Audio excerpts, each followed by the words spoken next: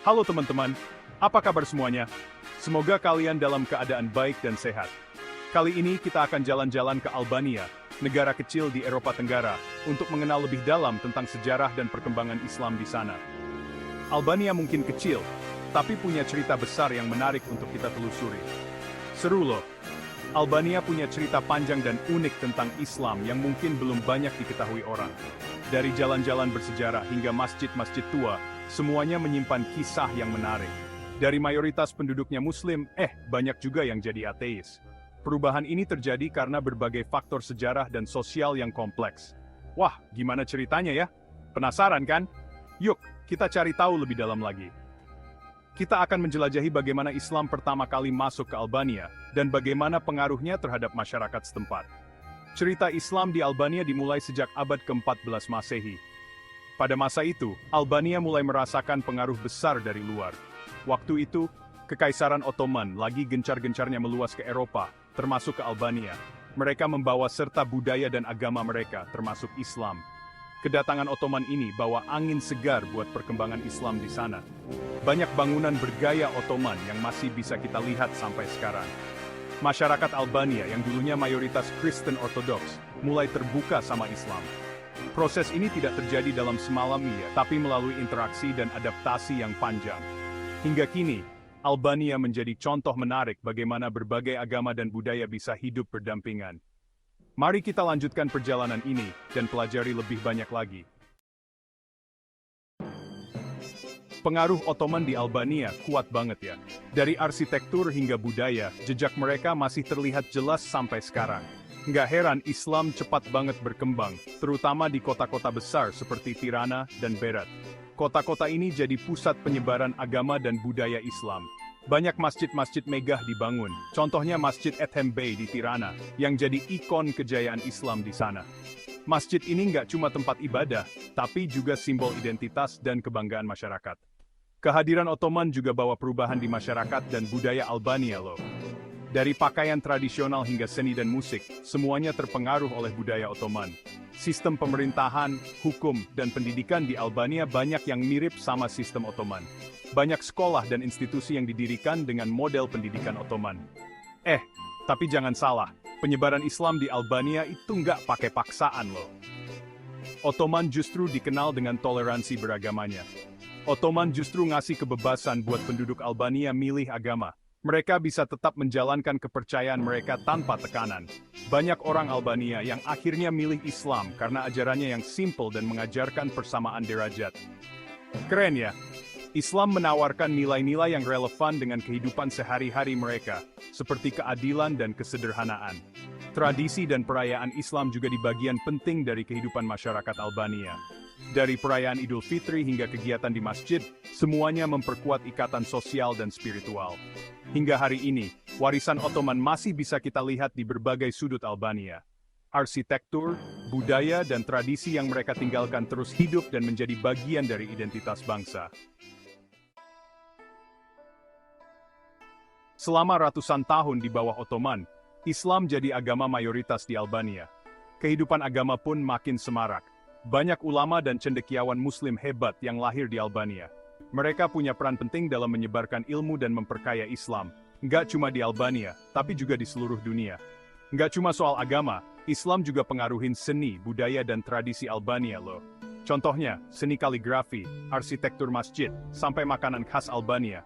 Semuanya masih ada sentuhan Islamnya, sobat. Masuk abad ke-20, nasib Albania mulai berubah.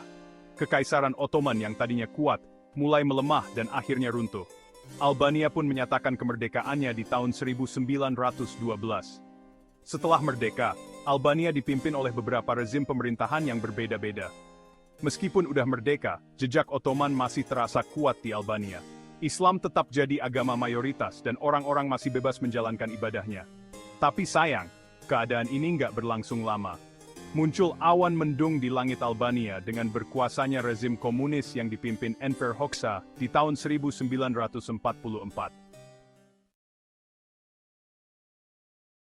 Rezim komunis Enver Hoxha bawa perubahan besar-besaran di Albania, termasuk dalam hal kepercayaan.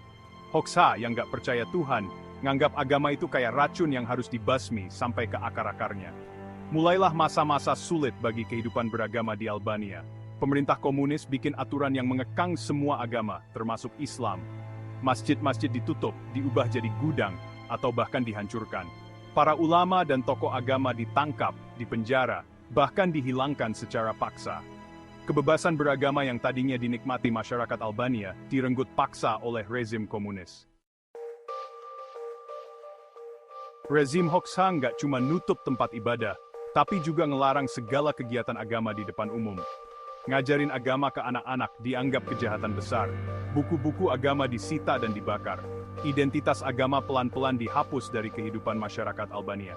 Tekanan demi tekanan yang dilancarkan rezim komunis bikin banyak orang Albania terpaksa menyembunyikan keyakinan mereka. Mereka terpaksa ibadah diam-diam di rumah masing-masing. Generasi yang lahir dan besar di bawah rezim Hoxha tumbuh tanpa mengenal agamanya sendiri. Sedih ya? Di tahun 1967, rezim Hoxha dengan resmi menyatakan Albania sebagai negara ateis pertama di dunia. Semua agama dilarang, dan propaganda ateisme disebarluaskan lewat berbagai cara.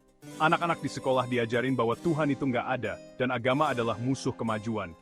Walaupun propaganda ateisme gencar banget, bukan berarti semua orang Albania gampang gitu aja ninggalin kepercayaannya. Banyak yang tetap memeluk Islam secara diam-diam.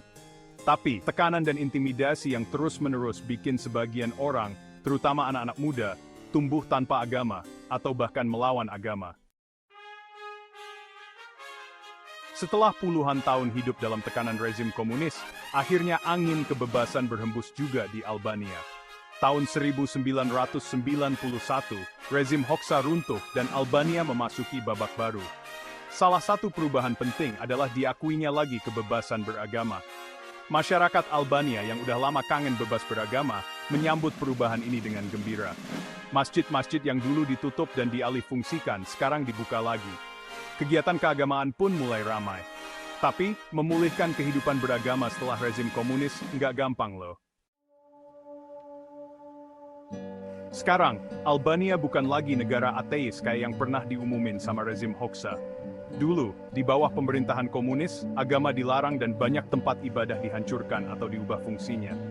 Namun, setelah jatuhnya rezim tersebut, Albania mulai membuka diri dan mengizinkan kebebasan beragama. Konstitusi Albania ngejamin kebebasan beragama buat semua warganya. Ini adalah langkah besar menuju demokrasi dan penghormatan terhadap hak asasi manusia. Pemerintah sekarang berusaha untuk memastikan bahwa semua agama bisa berpraktik tanpa diskriminasi. Islam, Kristen, dan agama lain hidup berdampingan dengan damai. Di banyak kota, kita bisa melihat masjid dan gereja berdiri berdampingan, simbol dari toleransi dan kerukunan antarumat beragama. Tapi, pengalaman pahit di masa lalu ninggalin bekas yang mendalam di masyarakat Albania. Banyak orang tua yang masih ingat masa-masa sulit di mana mereka harus menyembunyikan keyakinan mereka. Berdasarkan sensus penduduk tahun 2011, mayoritas penduduk Albania, sekitar 58%, adalah Muslim, diikuti sama Kristen, sekitar 17%. Ini menunjukkan bahwa, meskipun ada sejarah penindasan agama, banyak orang Albania yang tetap mempertahankan kepercayaan mereka. Sisanya adalah penganut agama lain, atau nggak beragama.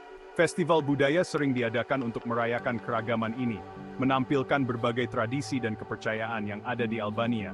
Uniknya, persentase penduduk yang nggak beragama di Albania cukup tinggi, yaitu sekitar 23%. Ini mencerminkan perubahan sosial yang signifikan dan kebebasan individu untuk memilih atau tidak memilih agama. Di kafe-kafe dan taman-taman, kita bisa melihat orang-orang dari berbagai latar belakang agama berinteraksi dengan harmonis, menunjukkan bahwa Albania telah banyak berubah dan berkembang menjadi masyarakat yang lebih inklusif dan toleran. Tingginya angka ateisme di Albania nggak lepas dari warisan rezim komunis yang udah menanamkan paham ateisme selama puluhan tahun. Buat sebagian orang Albania, terutama yang udah tua, ateisme masih dianggap tabu dan dihubung-hubungkan sama masa lalu yang kelam. Tapi, generasi muda Albania cenderung lebih terbuka sama ateisme. Mereka melihat ateisme sebagai pilihan pribadi dan bukan sesuatu yang harus ditakutin atau dicurigain. Toleransi dan saling menghargai keyakinan, termasuk ateisme. jadi nilai penting dalam masyarakat modern. Perjalanan panjang Islam di Albania ngasih banyak pelajaran berharga tentang pentingnya kebebasan beragama, toleransi, dan menghargai keyakinan orang lain. Albania udah ngebuktiin bahwa meskipun pernah terpuruk, kehidupan beragama bisa bangkit dan berkembang lagi. Masa depan agama di Albania masih jadi tanda tanya. Apakah Islam bakal jadi agama mayoritas lagi, atau ateisme yang bakal makin berkembang? Hanya waktu yang bisa jawab. Yang pasti, masyarakat Albania terus belajar dari masa lalu dan membangun masa depan yang lebih baik, di mana setiap orang bebas menganut keyakinannya masing-masing tanpa rasa takut dan tekanan.